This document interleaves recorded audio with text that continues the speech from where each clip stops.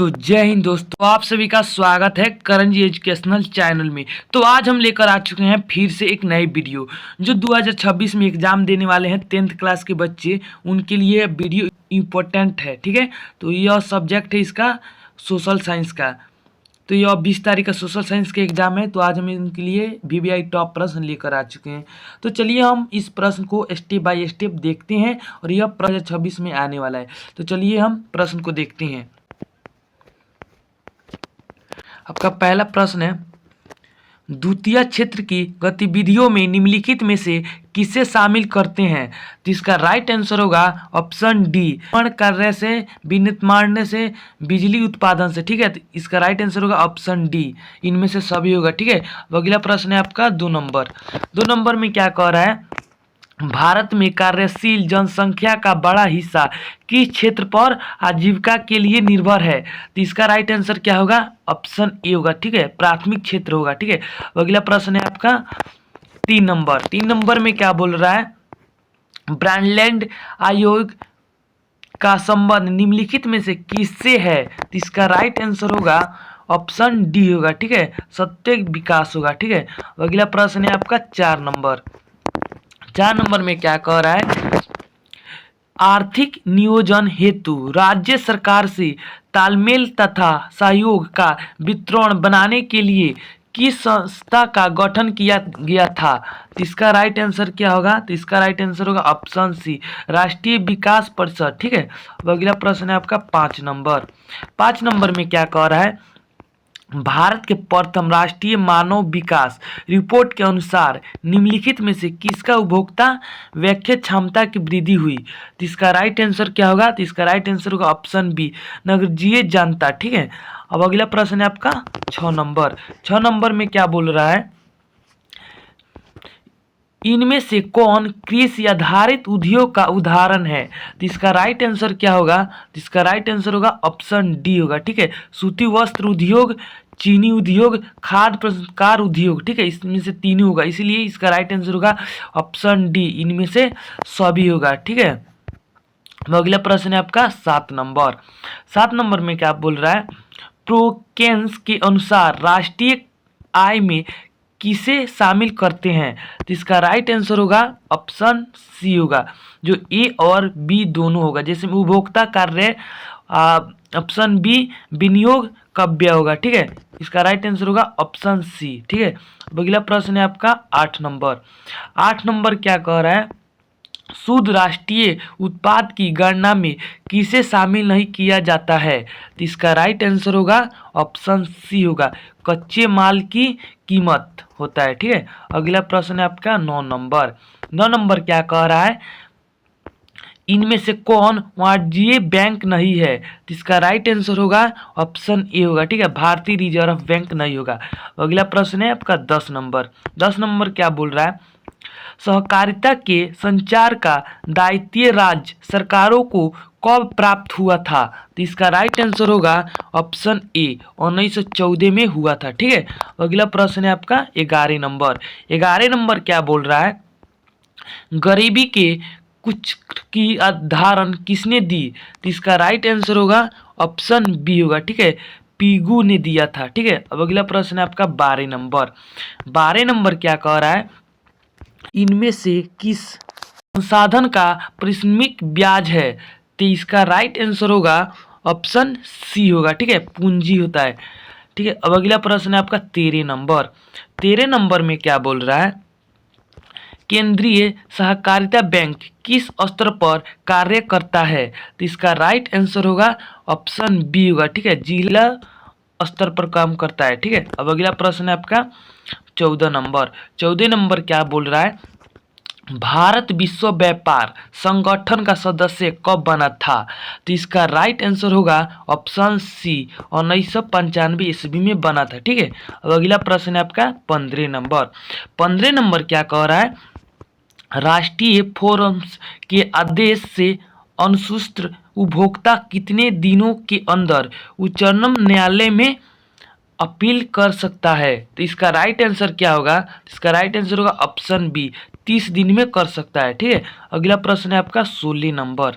16 number में क्या बोल रहा है, मेजिनी का संबंध किस दल से था? तो इसका राइट आंसर होगा ऑप्शन बी होगा, यंग इडली से था। ठीक है, अब अगला प्रश्न है आपका 17 नंबर। 17 नंबर क्या बोल रहा है? काल संवाद आदेश किसने जारी किया? तो इसका राइट आंसर होगा ऑप्शन डी होगा। ठीक है, मेटरनी ने किया था। ठीक है, अब अगला प्रश्न है आपका 18 नंबर। तो 18 नंबर क्या बोल रहा है? साम्यवादी शासन पहली बार कहाँ अपनाया गया था? तो इसका राइट आंसर होगा ऑप्शन ए होगा। ठीक है, रूस में अपनाया गया था। अब अगला प्रश्न है आपका 19 नंबर। तो 19 नंबर में क्या लिखा है? रूस की मार्च क्रांति के बाद वहाँ इसके नेतृत्व में सरकार बनी थी। तो इसका राइट आंसर होगा ऑप्शन बी होगा। ठीक है, करेंसी क्रिक में हुआ था। ठीक है, अब अगला प्रश्न है आपका 20 नंबर। तो 20 नंबर क्या कह रहा है? चे का कैसा संगठन था? तो इसका राइट आंसर होगा ऑप्शन ए, गुप्त पुलिस संगठन। ठीक है, अगला प्रश्न है आपका 21 नंबर। तो 21 नंबर में क्या बोल रहा है? प्रथम यूरोपियन समाजवादी कौन था? तो इसका राइट आंसर क्या होगा? राइट आंसर होगा ऑप्शन ए, सेठ साइमन। ठीक है, अगला प्रश्न है आपका 22 नंबर। 22 नंबर क्या बोल रहा है?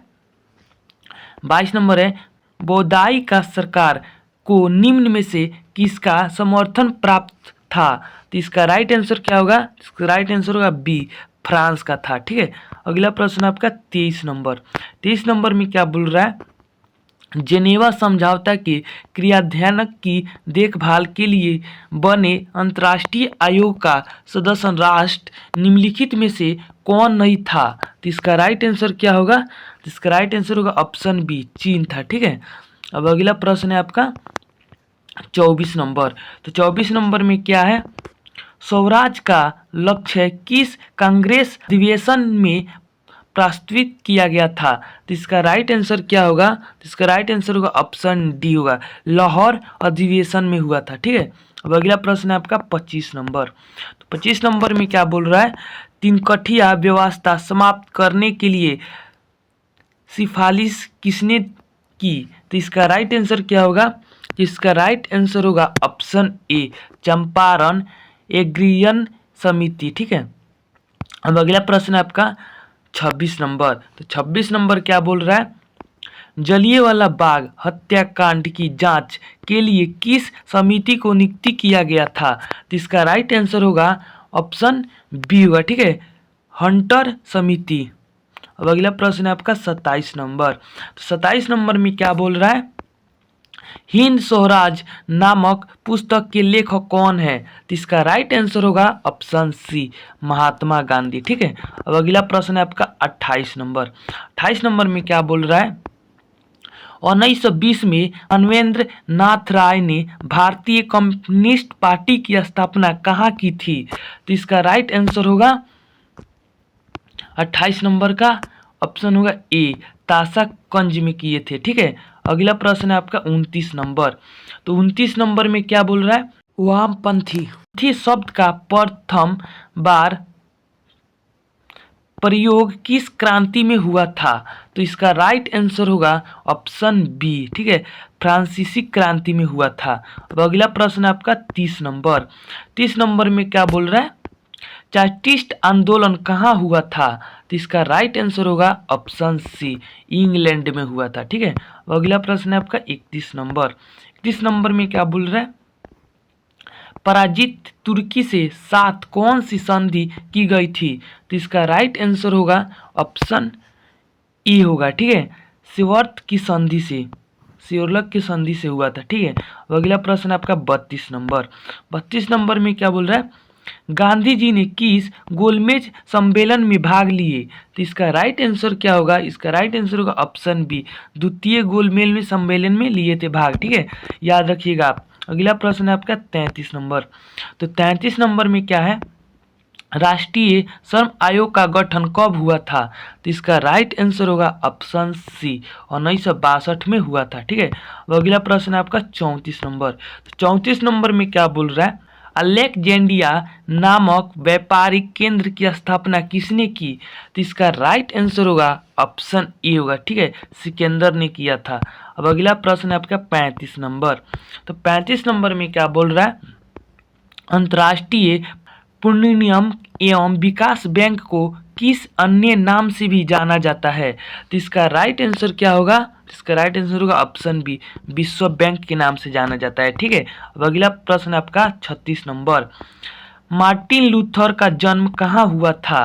तो इसका राइट आंसर होगा ऑप्शन सी, यूनान में हुआ था, ठीक है। अब अगला प्रश्न है आपका 37 नंबर।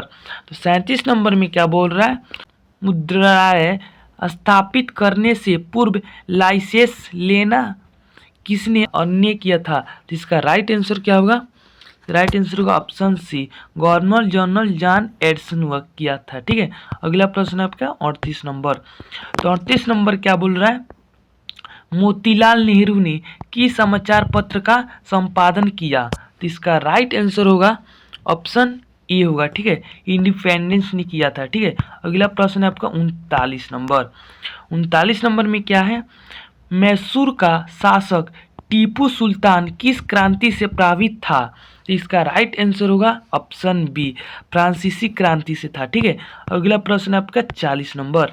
तो 40 नंबर में क्या बोल रहा है, प्रोटेस्टेंट धर्म सुधार की शुरुआत का श्रेय किसे दिया जाता है? तो इसका राइट आंसर होगा ऑप्शन बी, मार्टिन लूथर को दिया जाता है, ठीक है। अगला प्रश्न है 41 नंबर, अनलाई बाघ अभ्यारण्य कहाँ स्थित है? तो इसका राइट आंसर होगा ऑप्शन ए, ठीक है, तमिलनाडु में स्थित है, ठीक है। अगला प्रश्न है 42 नंबर। 42 नंबर में क्या कर रहा है, निम्नलिखित में से किसमें जीवाश्म होता है? तो इसका राइट आंसर होगा क्या? राइट आंसर होगा ऑप्शन सी, कोयला होता है, ठीक है। अब अगला प्रश्न है आपका 43 नंबर। तो 43 नंबर में क्या बोल रहा है, तांबा खनन से कौन सा स्थान संबंधित है? इसका राइट आंसर होगा सी, खेतड़ी है, ठीक है, खेतड़ी होगा। अब अगला प्रश्न है आपका 44 नंबर। 44 नंबर में क्या बोल रहे हैं, गुडवान कोयला क्षेत्र किस नदी घाटी में पाया जाता है? तो इसका राइट आंसर होगा ऑप्शन ए होगा, ठीक है, दामोदर घाटी में पाया जाता है।